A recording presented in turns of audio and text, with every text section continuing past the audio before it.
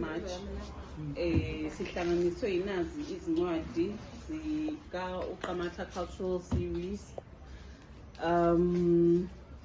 Zo4 lezi incwadi lezi. Zo4 lezi incwadi.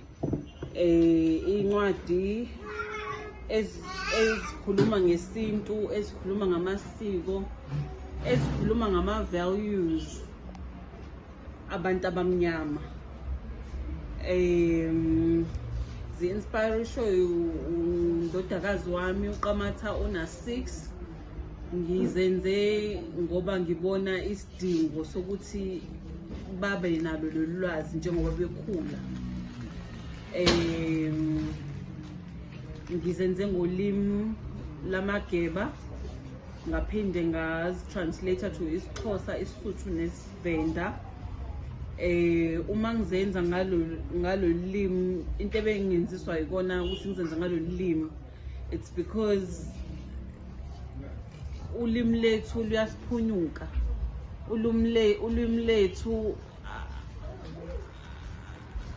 azisekho, izingane azikho nkamnkam, ngisho nabadala nqobo abasekho nkamnkam ngalo limi lolu.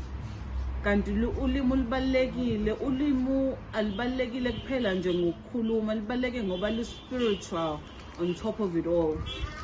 So iyo yonke leyo nto leyo engenze ngaba inspired, okungenze khona ukuthi ngingabhali ngesingisi, i-conviction yokuthi why kufanele sibhale amabhuku ethu amasiko ethu ngeingisi sibe singakwazi ukuwabhala ngesizulu noma ngolimi lolu lwakho. Okay.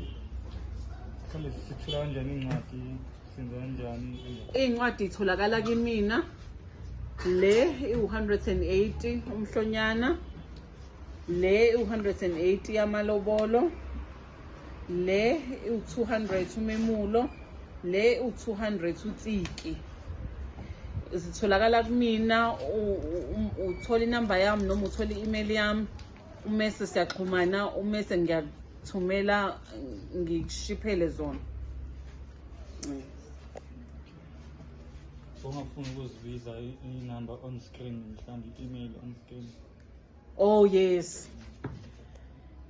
I-email address yami unompumelelongcobo@gmail.com. Umese phone number yami 078 421 4661. Ngiyabonga.